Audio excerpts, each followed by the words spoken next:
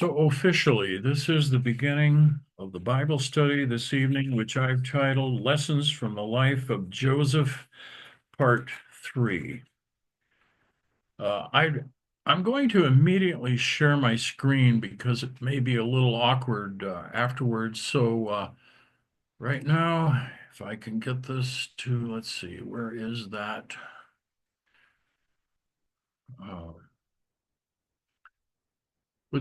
let's see, that's not working. I can bring this up, but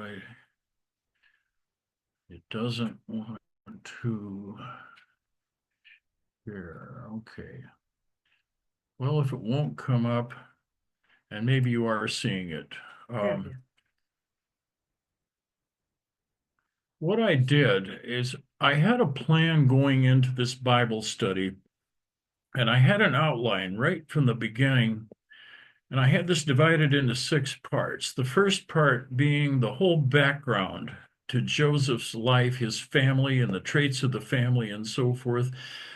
And I covered that in one study. The second part, I wanted to talk about his early years and the beginning of God revealing future events to him through dreams, and then that transition when his brothers turned on him. And we covered that in the last Bible study.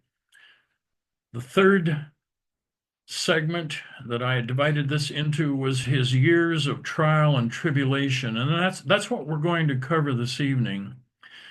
And then in the future, his deliverance, and then his amazing rise to power, and then his work in saving his own family, but not only that, the people of Egypt and even other nations. I can't possibly get to that tonight, or even his deliverance, but that's incredible. And then his final days.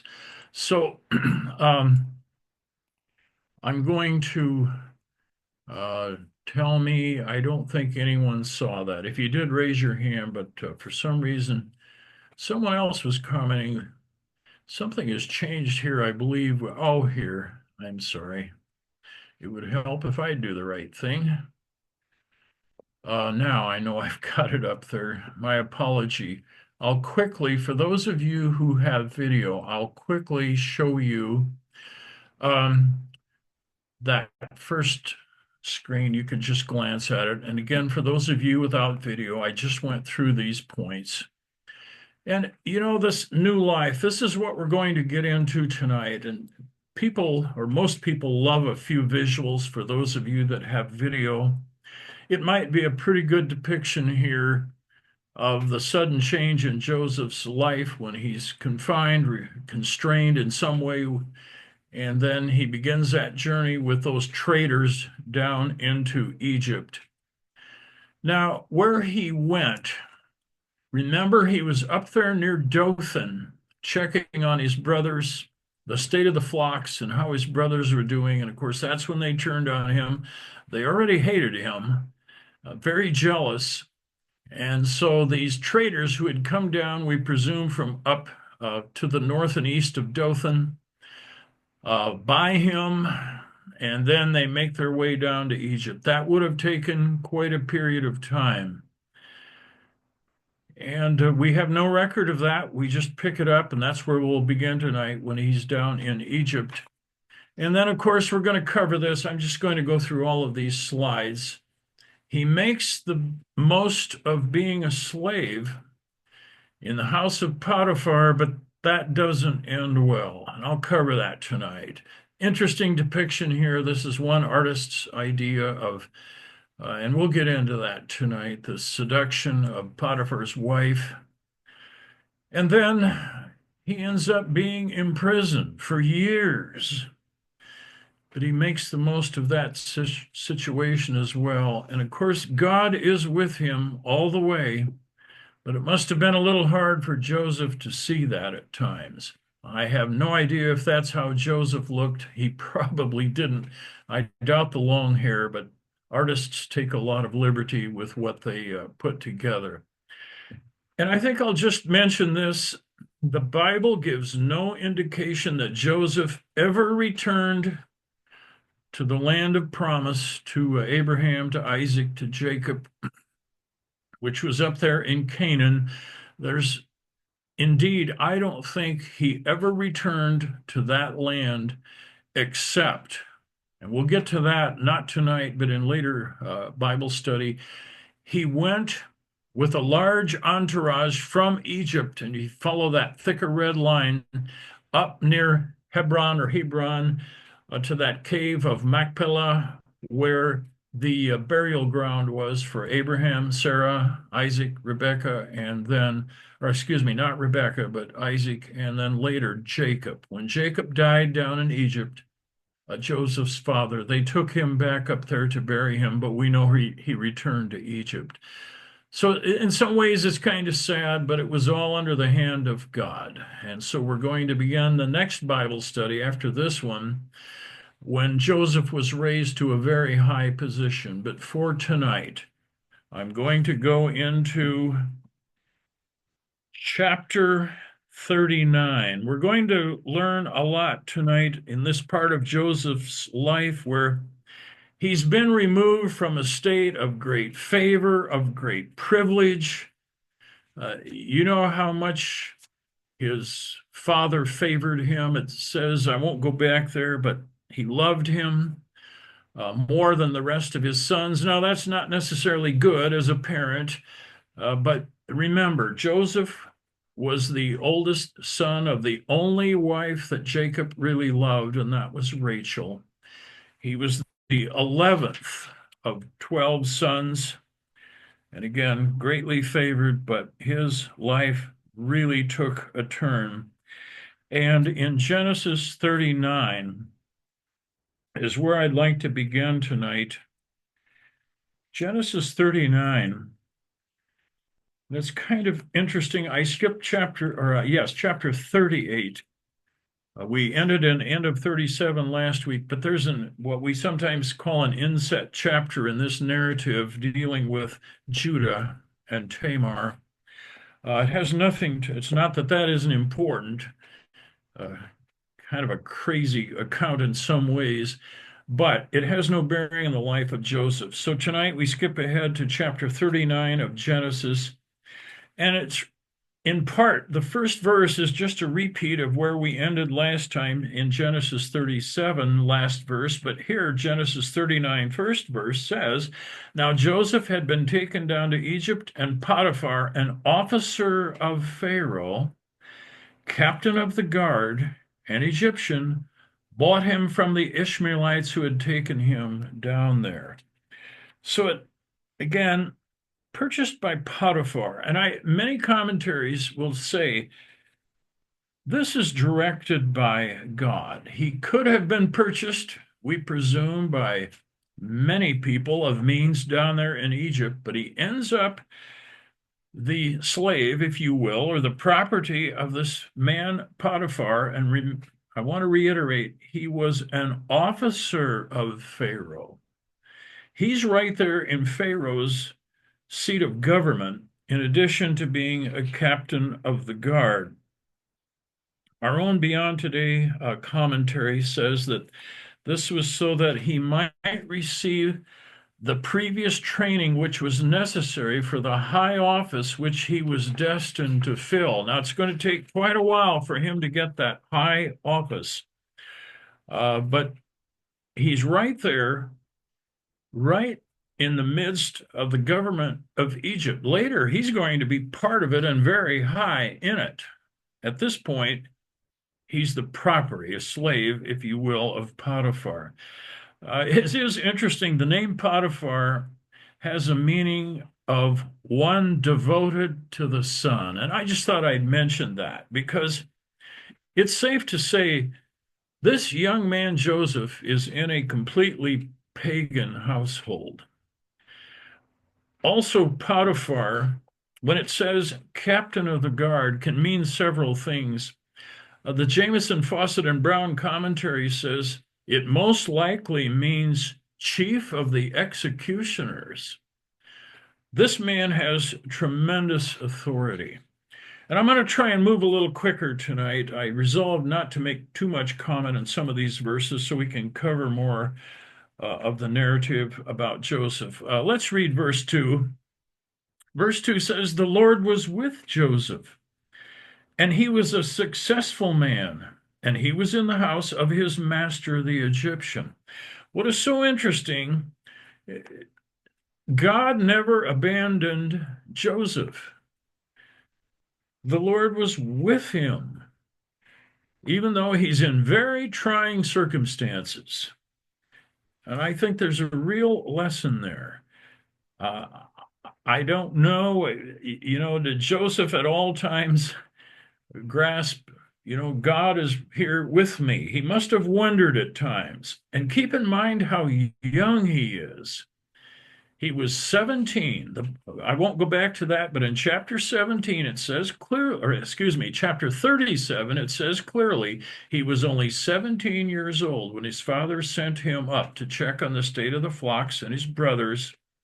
He already had a lot of responsibility in that family business. And so he's still young. We know maybe he's still only 17. We presume he is when we read this. Now, I want to read verses 3 and 4 together with you. And his master saw that the Lord was with him, and that the Lord made all he did to prosper in his hand. So Joseph found favor in his sight, in other words, in Potiphar's sight, and served him. Then he made him overseer of his house, and all that he had he put under his authority. Now, we have to presume this didn't happen immediately. It would take time for Potiphar to observe this young fellow and come to see how talented he is and how able this young man is. And then he makes the decision to put everything in his household under Joseph's direction. Now, we presume he's off handling matters in Pharaoh's court, but everything back home, so to speak, is under Joseph's direction. How long that took, we don't know. By the way, the New English translation says, the Lord made everything he was doing successful. And that's a simpler translation, but I think that's very meaningful. His exemplary service had to have been clear to Potiphar, not to mention his talents, but keep in mind, the Lord was with him. Joseph, and I'm sure he didn't, could not take credit for all of this. Let's read verses 5 and the first part of verse 6 right now. Beginning verse 5. So it was from the time that he had made him overseer of his house and all that he had, it even expands here, all that he had, that the Lord blessed the Egyptian's house for Joseph's sake. And the blessing of the Lord was on all that he had in the house and in the field. And so again, Potiphar, verse 6 says, left all that he had in Joseph's hand, and he did not know what he had except for the bread which he ate. He's so trusting, if I could put it that way, of Joseph. He doesn't even pay any attention. He has complete trust in Joseph. Let me put it that way, that everything's going to be taken care of. Everything's going to be managed well. And so he's devoted to something else. That's amazing, absolutely amazing, when we're probably still talking about someone in his very late teens. How long, again, did it take for him to recognize Joseph's abilities and for Joseph to prove himself? Well, any good manager isn't going to make a reckless decision, but I'm comfortable in saying I doubt he's past 18, 19 at the most when he's doing all of this. Just amazing to me that he has placed himself in the hands of God in very difficult circumstances and is entrusted with all of this responsibility. And of course, this is a training ground for Joseph. He may not have understood and known that, but he's being trained. And so many lessons here, so many lessons in the life of Joseph. How many times do we realize we're being trained for something when in reality we're in pretty difficult circumstances, sometimes very difficult circumstances. But I wanted to point that out. Um, let's see. I wanted to note another phrase. The blessing of the Lord was on everything in the house and in the field. Now, this Hebrew word translated house, that can mean anything from a door. I checked that in Hebrew. It has extremely broad meaning, and it appears over and over and over again in the original manuscripts. And it can literally mean anything from just a door to a palace and even to the temple, as in the house of God or the house of the Lord. So, I don't think this was some small dwelling. I Part of this is just my perception, but I think Potiphar had a large complex there, a large house, and then the field. Field also has a broad meaning. It means, this is from Strong's, to spread out, country, ground, land, soil. For example, when Isaac told Esau to go out to the field and kill some wild game and prepare it for him, well, that's the same word, field.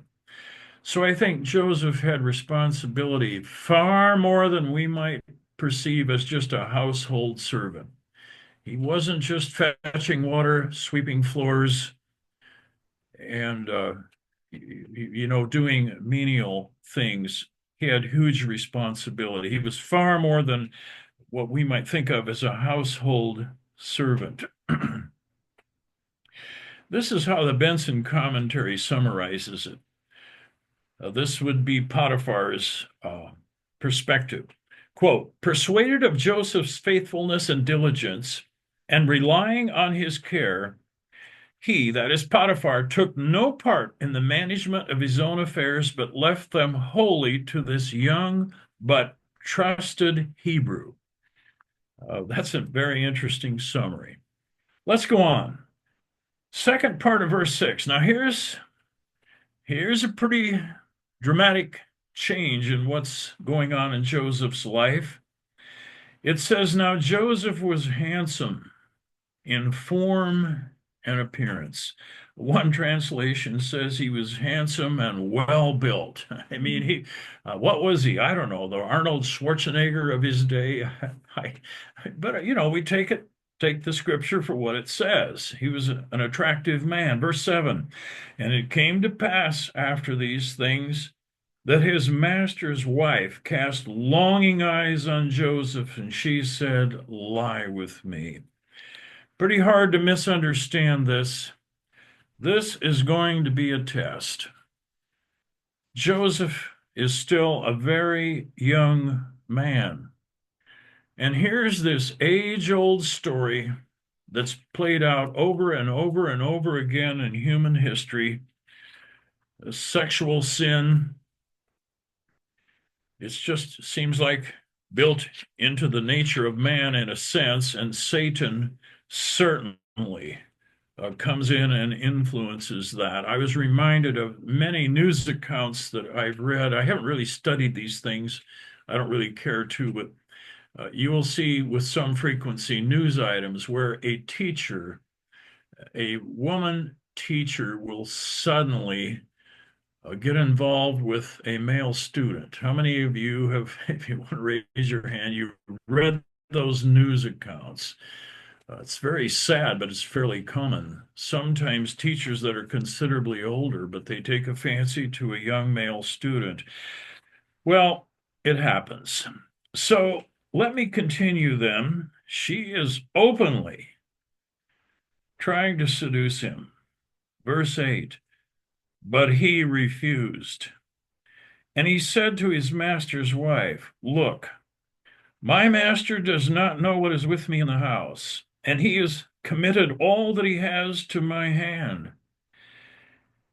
Verse 9, there is no one greater in this house than I. Now, even though he's a slave, he's got a significant position here. Let's continue reading. Nor has he kept back anything from me but you, because you are his wife. Let's really give some emphasis to the last part of verse 9. Joseph said, "How then can I do this great wickedness and sin against God?" Now, I want to pause here and elaborate on this. There are two very important things to note here. First, the sterling character that this young man has. You know, Joseph clearly has been taught and has been taught well, and he's taken it to heart. Being taught is one thing, but becoming committed to do what is right. And now his mother died a considerable time earlier. But I want to plant a seed in your mind regarding one of those discussion topics after the study tonight. Jacob didn't necessarily do well in showing him a lot of favor and loving him more than the other brothers, but there has to be a good side to this. Where did Joseph get his training? I want you to think about that. He accepted it, he committed to it. He committed to God's law, and isn't it very interesting? He knows what sin is. You know, this was long before the law of Moses. And our Beyond Today Bible commentary makes this point along with this verse, that last verse, verse 9. When he says, "How can I do this great wickedness and sin against God?" Well, this was long before the law of Moses. Indeed, it's probably about 8 generations or more before Moses is even born. This is part of what we call the royal law, and not the law that was added later, sometimes called the law of Moses. So I'll make that side point. But I think it's just so important to talk about what Joseph knew and what he was practicing here. I'm not going to deviate from Genesis very much this evening, but I do want to turn to 1 Corinthians 6 and verse 18. I'd appreciate it if you would also turn there with me. 1 Corinthians 6 and verse 18. You know, the problem of sexual sin just crops up over and over and over again in human existence. In 1 Corinthians 6 and verse 18, here's what Paul wrote years, millennia later, but Paul wrote, "Flee sexual immorality. Every sin that a man does is outside the body, but he who commits sexual immorality sins against his own body." And then he goes on, "Our bodies are the temple of the Holy Spirit, and even in that way, we should never, never tarnish our bodies in that way, and in other ways too." But what is so interesting here, Joseph, as a very young man, knew it, but far more importantly, he practiced it, even though it's going to have pretty bad, or the immediate consequences are going to be pretty bad. The word we just read in Greek, flee, flee. It literally means to run away or escape. The immoral woman, as the New King James renders it, can also be translated strange. And in other translations, it's called the forbidden woman or the adulteress in several other translations. So I'd better move on, but I really wanted to give some emphasis to the character, the sterling character of Joseph. I'd like to go on just to a few more verses here. Let's go verse 10. That's very interesting too. Verse 10. "And so it was, as she spoke to Joseph day by day."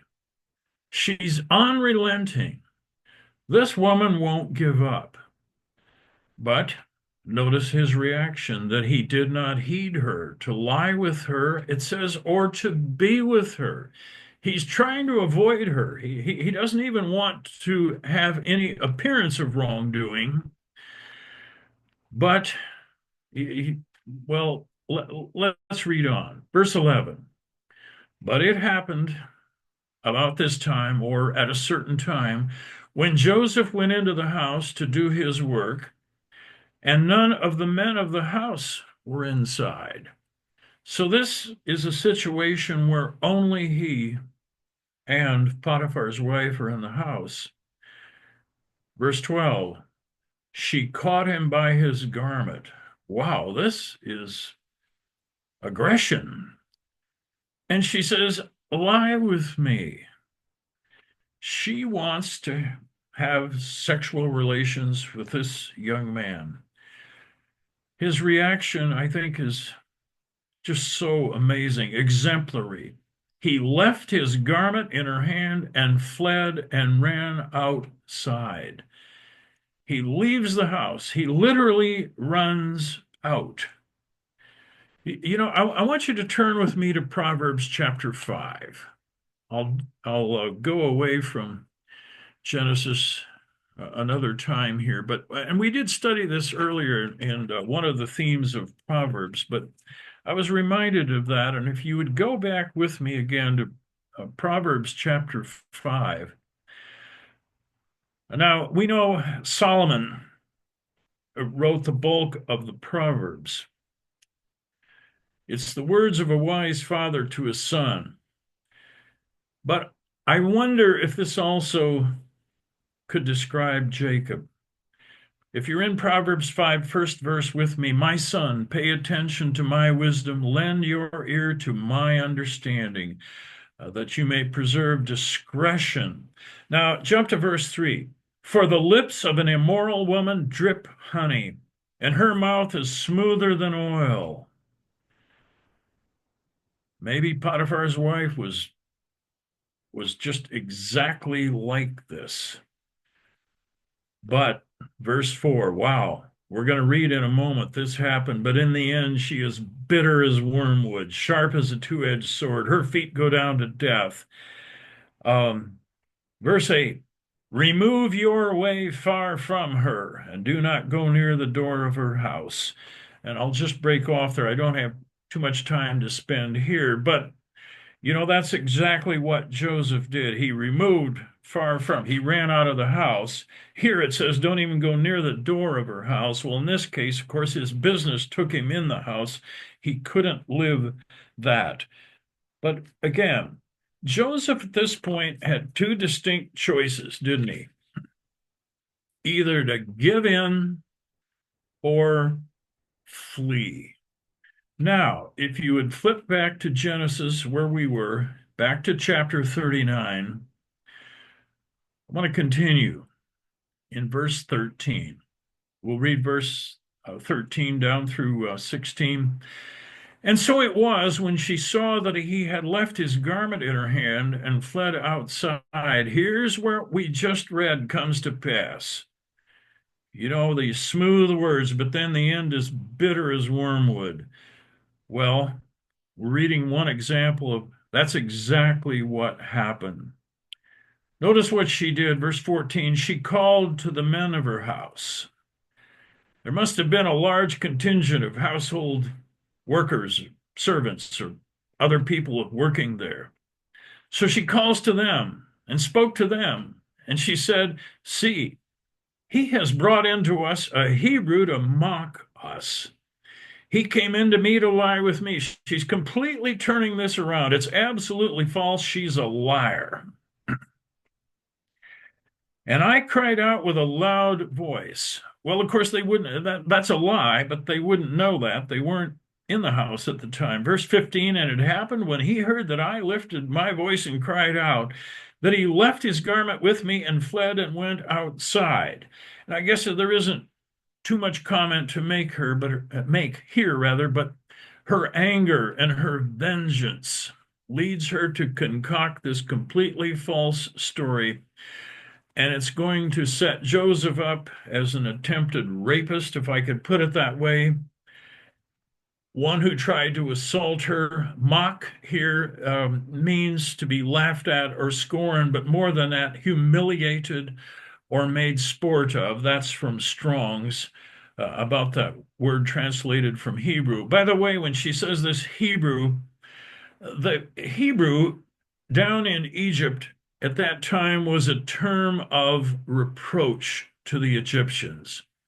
They looked down, and I found this in Barnes' notes, if you want to check that. They looked down upon the Hebrews, and clearly he was one of them.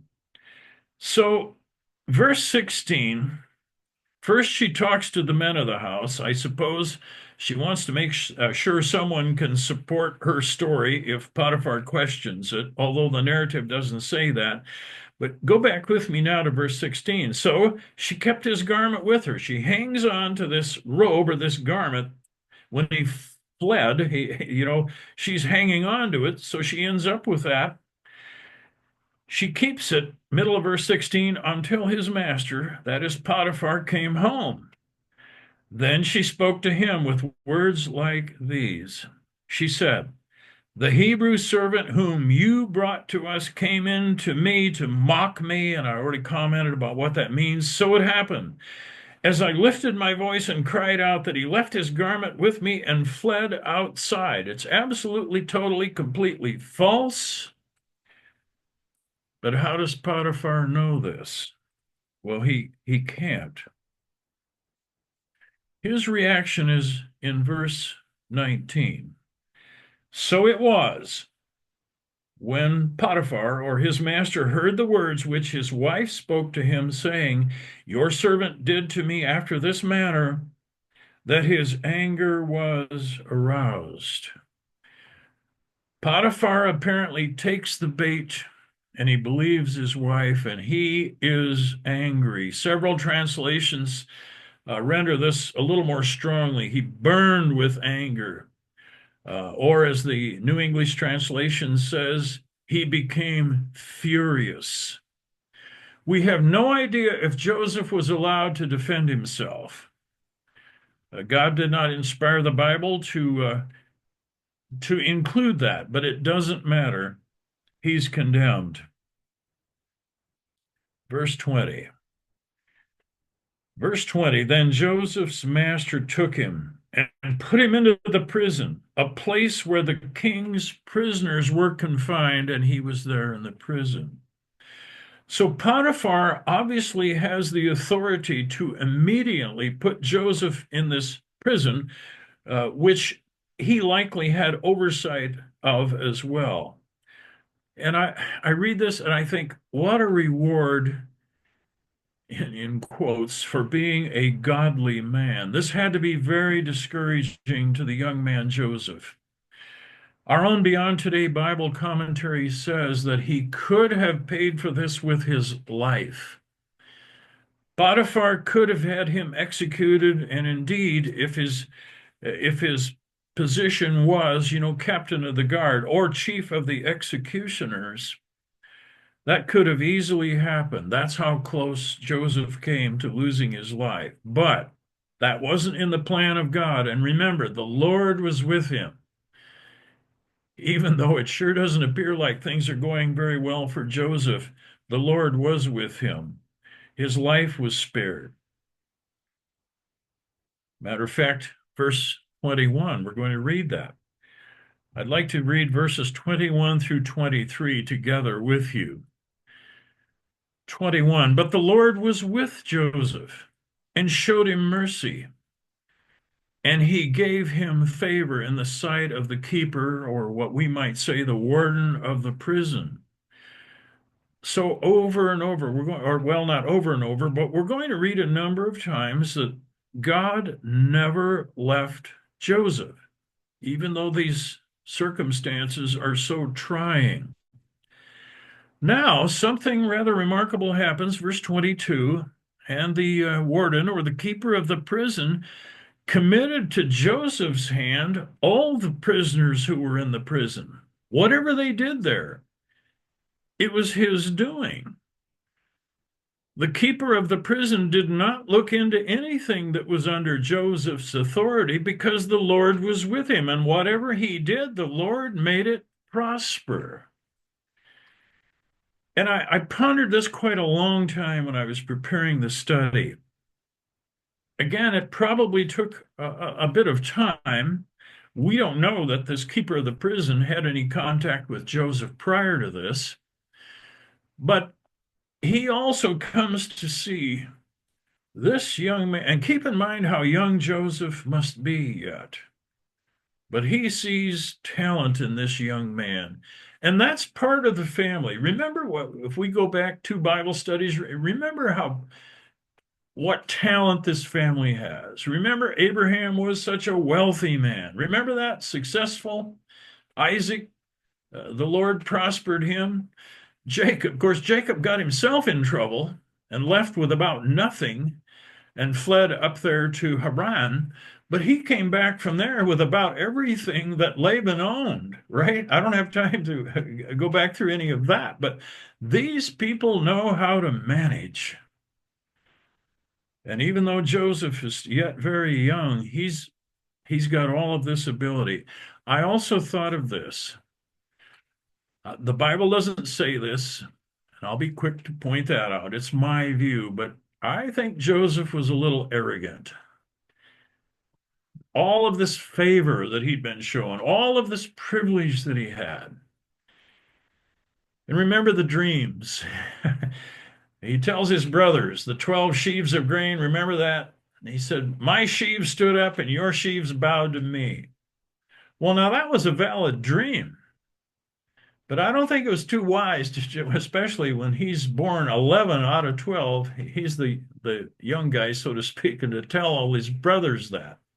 Might have been better to keep that to himself.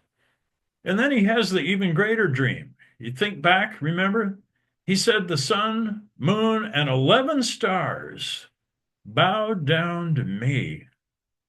And even his father reprimanded him over that. Now, it was all going to come to pass. But I think Joseph, I don't know if all of you agree with me. The Bible doesn't tell us, but I think Joseph became a little full of himself. And God is with him all the way, but he is going to humble him. He's going to make a great man out of him. But, he may not have gone to college, but boy, did he get an education. And in pretty difficult circumstances.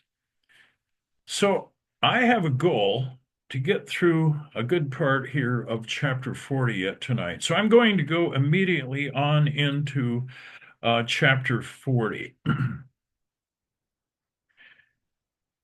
In the midst of this, I would like to go over to 1 Peter chapter 2. I want to point something out there. This should be encouraging to all of us. This was written a long, long time after Joseph lived. But Joseph practiced something that I'm going to read to you, and I'd like you to read with me in 1 Peter chapter 2. Writing, of course, in far different circumstances, but the very converted, loyal apostle Peter wrote something that really has a bearing on what we've covered tonight so far, the life of Joseph. If you're with me in 1 Peter chapter 2, please begin reading with me I'm sorry, you're in the right place, I'm not. Give me a moment. I went to 2 Peter. Okay, now I'm there, 2 Peter chapter 2, verse 18, servants. That's what Joseph was. Be submissive to your masters with all fear, not only to the good and gentle, but also to the harsh. Well, Joseph had to live that. And then Peter said, for this is commendable if because of conscience towards God one endures grief, suffering, wrongdoing, or wrongfully rather. He says, for what credit is it if when you are beaten for your faults you take it patiently? But when you do good and suffer, if you take it patiently, this is commendable before God. And he goes on about following the example of Christ, who suffered, certainly suffered unjustly. I want to quickly turn in First Peter to the next chapter, chapter 3. I'm going to read but one verse there. 1 Peter 3, verse 14. Verse 14 says, "But even if you should suffer for righteousness' sake, you are blessed. And don't be afraid of their threats, nor be troubled." Now, the context here is dealing with something uh, different, but Joseph understood this. He practiced this, suffering for righteousness' sake. And it says you're actually blessed, and don't be afraid. Now, I'm going to hurry back to Genesis chapter 40. I would like to say this. I believe between end of chapter 39 and beginning of chapter 40, there's quite a gap in time. This is very likely after Joseph spent considerable time in prison. This is part of the 13 years between being sold by his brothers when he was 17 and being released from prison and promoted when he was 30. That's in Genesis 41:46. Our own Beyond Today Bible commentary states that this was likely 11 years after being sold by his brothers and taken to Egypt, after serving in Potiphar's house, and then after being thrown in prison. So I think our commentary is accurate.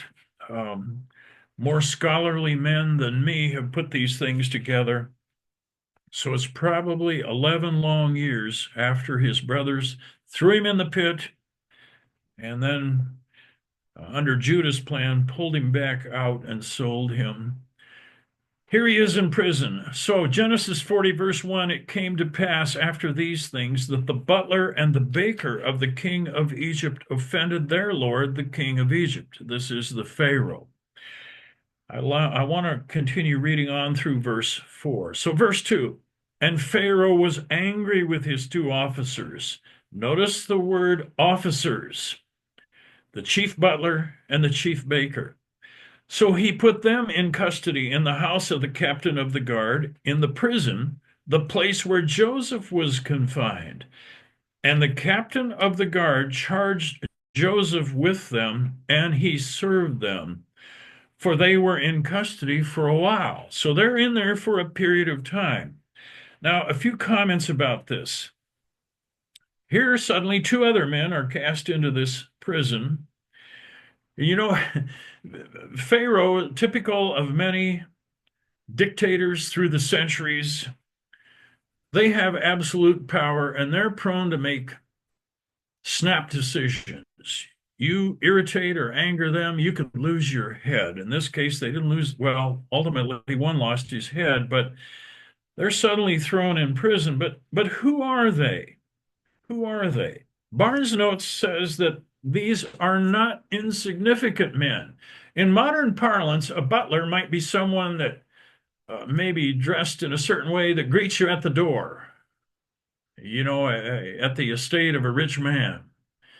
Maybe someone who lays out his clothes and so forth. That might be what we think of. But these are high officials. I'm going to switch to Jameson, Fawcett, and Brown's commentary. Here's what that commentary says. The butler was not only a cupbearer, but an overseer of the royal vineyards, as well as the cellars, having probably some hundreds of people under him. Did you know that? This man had great responsibility and great authority, perhaps hundreds of people under him. The baker, this is from the same commentary, would have had superintendents or would have had charge of everything relating to the providing and preparing of food or meats for the royal table. But suddenly they're in prison, and we note that Joseph is charged with serving them. Let's continue reading verses 5 and 6. Then the butler and the baker of the king of Egypt, who were confined in the prison, had a dream, both of them, each man's dream in one or on the same night, and each man's dream with its own interpretation or its own meaning. Each dream had its own meaning. And Joseph comes in the next morning. And I think this is all being worked out by God. But verse 6, Joseph came in to them in the morning. He looked at them and he saw that they were sad. Verse 7, so he asked Pharaoh's officers who were with him in the custody of his Lord's house, saying, why do you look so sad today? I think it points out another, perhaps a bit of a minor thing, but Joseph is sharp. He's very perceptive. He sees immediately, just looking at these fellows, they're really troubled about something. Let's move on here. Verse 8. I think this is really interesting. They said to him, we each have had a dream, and there is no interpreter of it. There's no interpreter. No. Now in prison, that might not have been possible anyway, but they have no idea what the dreams mean. And the end of verse 8, so Joseph said to them, do not interpretations belong to God? Tell them to me, please. And again, I want to pause and remind you, Joseph has had experience before with inspired dreams coming from God. We talked about the sheaves and the sun, moon, and star. He's already had, God has, you might say, given him experience with this already. But notice again, he is not arrogant about this. He doesn't say, I will be able to interpret. He says interpretations or the revealing of the meaning of this belong to God. Tell me. Now, I'd like to read verses 9 through 11, which is the first man's dream. The butler, the chief butler, then, verse 9, told his dream to Joseph, and he said to him, behold, in my dream, a vine was before me, and in the vine were 3 branches. It was as though it budded, its blossom shot forth, and its clusters brought forth ripe grapes. Then Pharaoh's cup was in my hand, and I took the grapes and pressed them into Pharaoh's cup and placed the cup in Pharaoh's hand.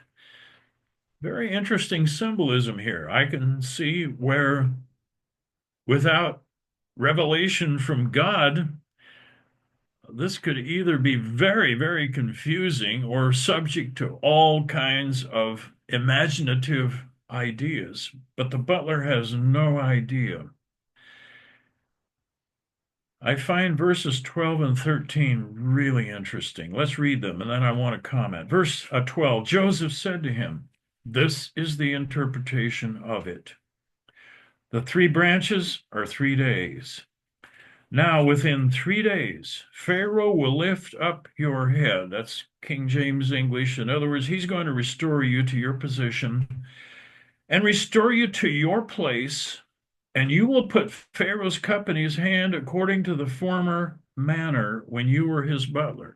In other words, you're going to be restored and given back the position you had. As I was reading and studying it, it seems like God's inspiration came to Joseph immediately. He just knew what it meant. I find it interesting. Remember another man who was challenged with interpreting a dream? That would be Daniel. I don't want to turn there, but I think I can rehearse it off the top of my head. You can check me out later. But you remember Nebuchadnezzar's dream, the great image? And he wouldn't even reveal his dream. And the astrologers, the soothsayers, the wise men, they said, well, tell us the dream. He said, no, you tell me what I dreamed, and then you tell me what it means.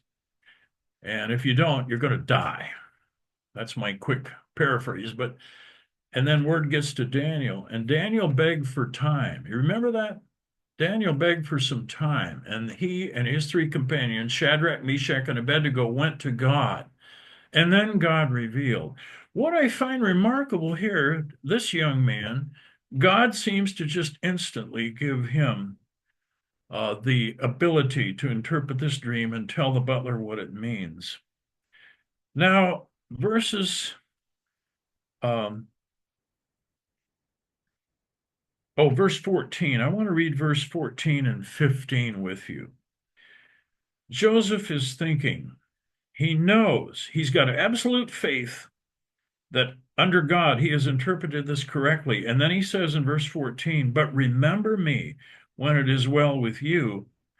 In other words, when you're back there in Pharaoh's court, everything's going well again. He said, please show kindness to me. Make mention of me to Pharaoh and get me out of this house. For indeed, I was stolen away from the land of the Hebrews.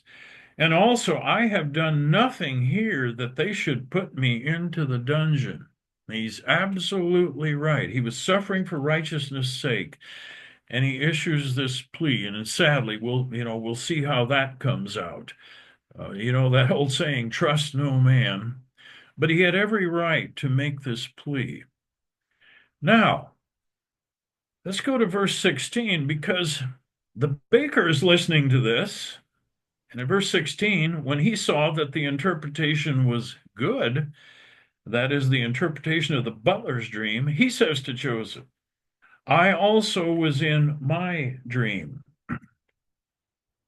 and there were 3 white baskets on my head.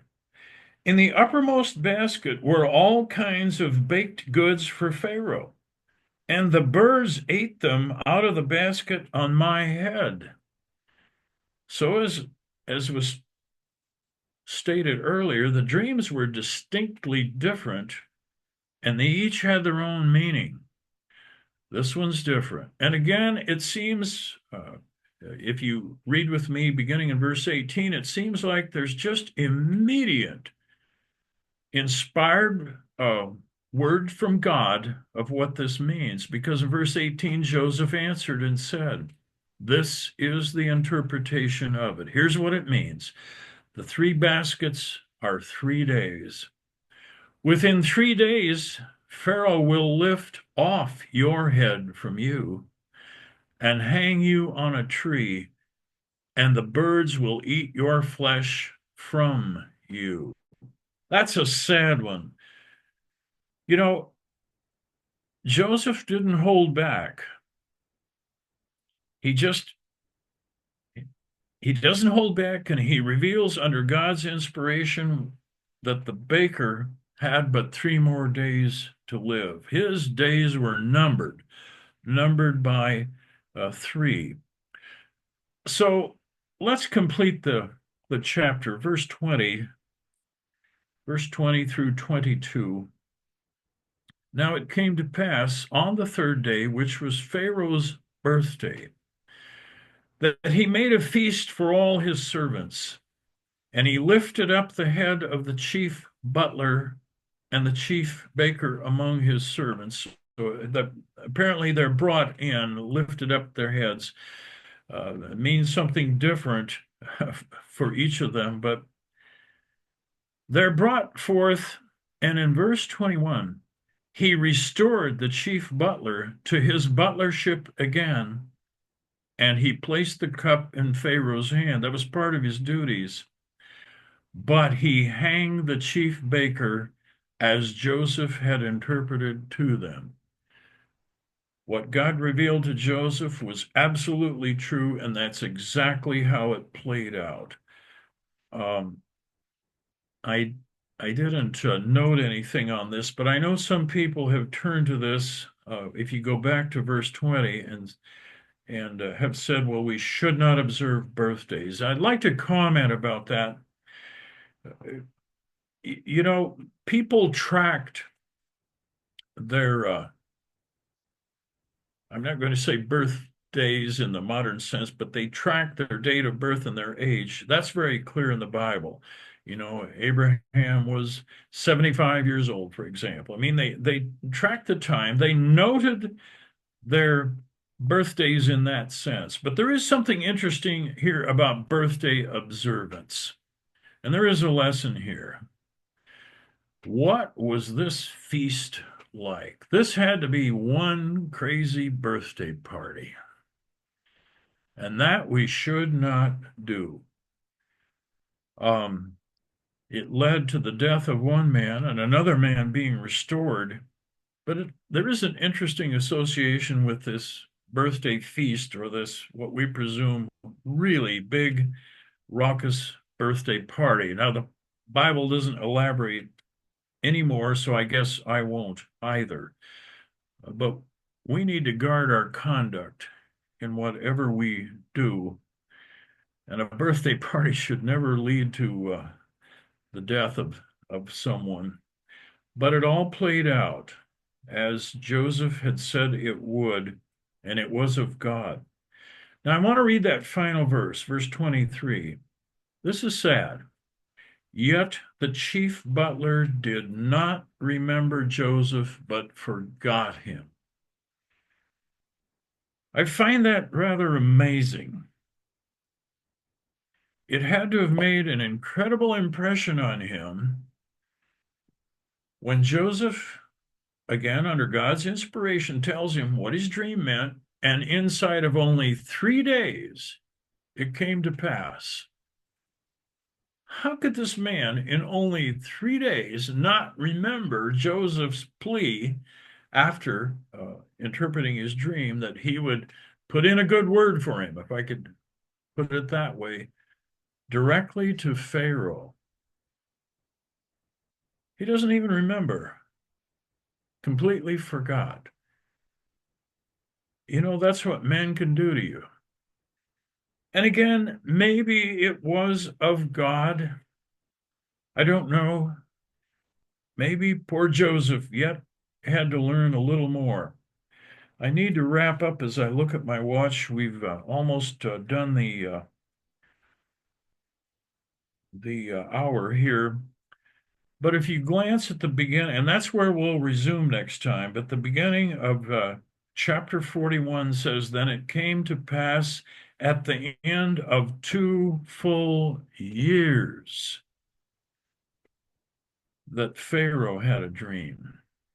And we'll go into that next time, but it's pretty hard to misunderstand. Joseph had to do yet 2 more years in prison before he's released.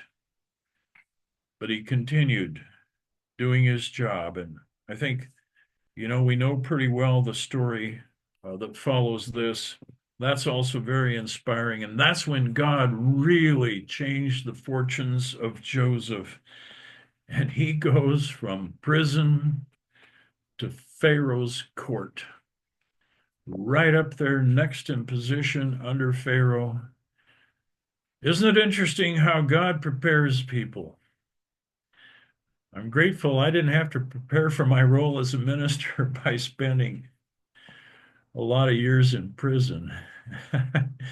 But that was of God. Remarkable, remarkable lessons here in the life of Joseph. Now, before I stop recording, for the sake of those who will listen later, they can also ponder these questions. First topic I'd like to discuss with you here in a short time is we find Potiphar's entire household being blessed because of Joseph's faithfulness to God. And I look forward to discussion on this. Can you think of an example in which a household, perhaps a farm, a business, maybe a school or some enterprise, was blessed because a faithful man or woman of God was in that place? I hope you've been thinking about this. The second discussion topic. From the previous study, we know, actually both studies, parts 1 and 2, we know there were negative aspects to Joseph's upbringing. You know, all of the deceit, the lies, even the 10 brothers, after they sold Joseph to the traders, took that beautiful coat of many colors that he had killed an animal, dipped it in blood, and then go and lie to their father, Jacob, that Joseph has been torn. And again, Jacob believed that, was torn apart by a wild beast. There's some really bad traits in Joseph's lineage, and yet, can we determine positive factors in his upbringing? I commented just a little bit about that tonight, but I'd like you to think about it, like to hear from you positive things that had to be part of his upbringing. With that, I'll stop the recording. I want to thank all of you for listening tonight, and those of you in the future, I hope you gain a lot from this study. Thank you.